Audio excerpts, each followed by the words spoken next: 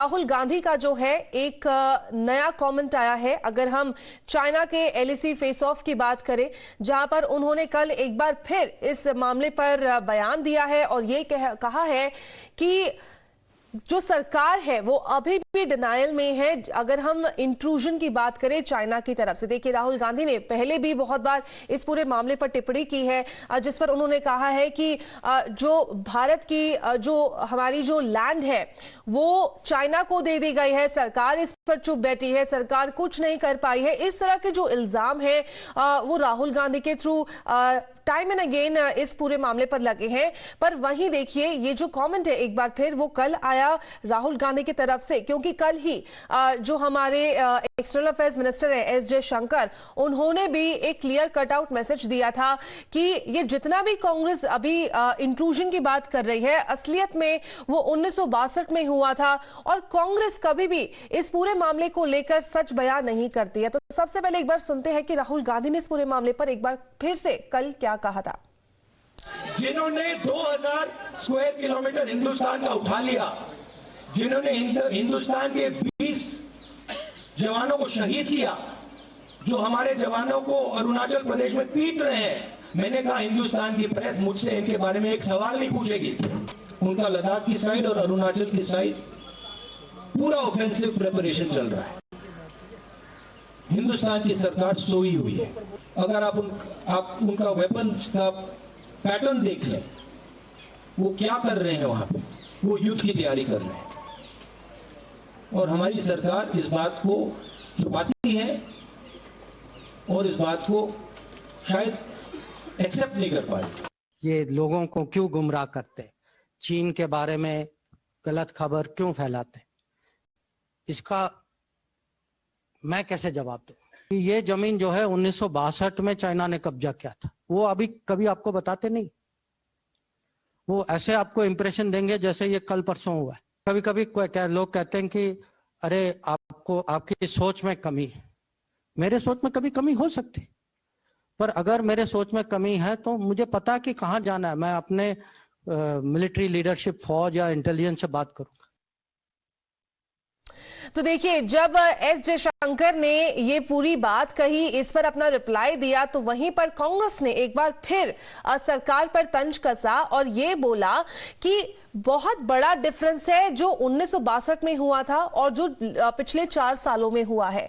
कांग्रेस का ये कहना है कि जो भारत है उन्होंने अपनी टेरिटरी जो क्लेम किए जा रहे हैं वो जो 1962 में जो लॉस्ट की थी वो युद्ध लड़ने के बाद की थी। वहीं कांग्रेस का ये कहना है कि इस समय जो सरकार है वो चीन से लड़ी भी नहीं और उसके बावजूद उन्होंने चीन को एक क्लीन चिट दे दिया है। तो पार्टी का इस पूरे मुद्दे पर यही क्लेम है कि जो सरकार है वो उस पूरे मामले पर मिसगाइड करने की कोशिश कर रही है। In fact, the JDU and the RJD have also jumped into the controversy this time. Listen in. उनकी सरकार की डीजी आईजी की बैठक की जो बयान जो वेबसाइट से हटा दिया गया था, वो वेबसाइट से हटा देने की क्या जरूरत थी? अगर सब कुछ सही सलामत थे तो डीजी की बैठक में, आईजी की बैठक में जो रिपोर्ट पेश किए गए थे वो रिपोर्ट को सामने रखते हुए सारे देश में चर्चा होना चाहिए था। लेकिन ये सरकार लोगों को गुमराह करना चाहते हैं। दावे के साथ कह सकता हूं कि हर मुद्दा सही निकले, यही राहुल गांधी जी की जो मतलब प्रॉफिटिकल ये कमेंट्स एक के बाद एक साबित होते जा रहे हैं। कहने की बात है, ये कौन नहीं जानता है कि 1962 में जो है चीन ने जो कब्जा किया हुआ है अभी तक उनके कब्जे में है। जो नई जमीन चीन कब्जे में ले रहा है उसके बारे में इनसे सवाल किया जा रहा है ना भाई। 1962 के कब्जे की बात जो है जयशंकर जी से कौन पूछ रहा है? Matter of national security is not a matter of ruling party in the opposition and the foreign minister taking a dig and counter dig by Rahul Gandhi should not compromise the national security matters. Should concentrate more on the work that is to be done rather than being a political person taking a dig and a counter dig. As External Affairs Minister, he should improve the relations with the countries, especially the neighboring ones. Now, the BJP has slammed Rahul Gandhi and the Congress party, claiming that it is the party's habit to spin theories and narratives. The BJP also asked the Congress to first answer on the secret 2008 MOU signed between the party and the Chinese Communist Party. Well, Congress always speak history or refer to history with a blinkered view. 1962, we lost almost 36,000 kilometers of land. I mean, and to China only because we didn't protest it. We didn't even went and fought for it.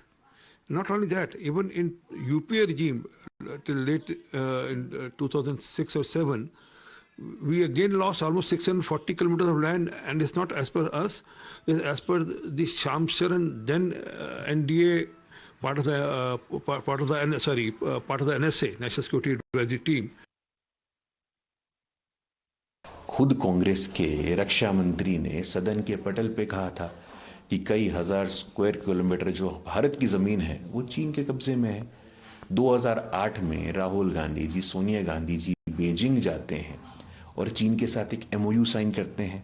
उस MOU के तहत Rajiv Gandhi foundation, जो कि Congress party का एक research organisation है, उसको राशि प्राप्त होती है।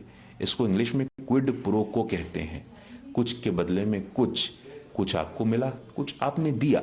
तो मुझे लगता है कि इस पे अगर राहुल गांधी जी और कांग्रेस पार्टी प्रकाश डाले तो ज्यादा बेहतर रहेगा। जहां तक चीन से सामना करने की बात है, हमारे सरकार ने पिछले 8 वर्षों में सुनिश्चित किया है कि हमारा सम्मान, हमारा स्वाभिमान और हमारी संप्रभुता सर्वोच्च है और इससे किसी कीमत पे किसी प्रकार की कोई समझौता हम नहीं करेंगे।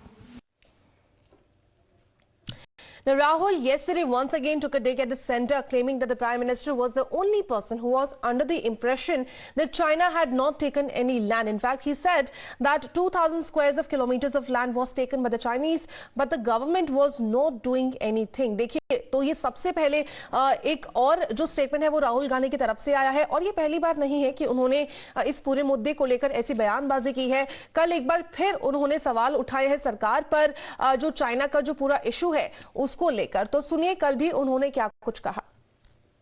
I recently met some ex-army people, and even the Ladakhis have clearly said, delegation from Ladakh clearly said that 2,000 square kilometers of Indian territory have been taken over by the Chinese. They also said that many of these patrolling points that used to be in Indian territory are now firmly in Chinese hands. I keep repeating that the approach the government is following by completely denying that the Chinese have taken our land is an extremely dangerous approach and is going to give them confidence to do even more aggressive things. I think the way to deal with the Chinese is to deal with them firmly and to be very clear that they are sitting on our land and it is not something we're going to tolerate.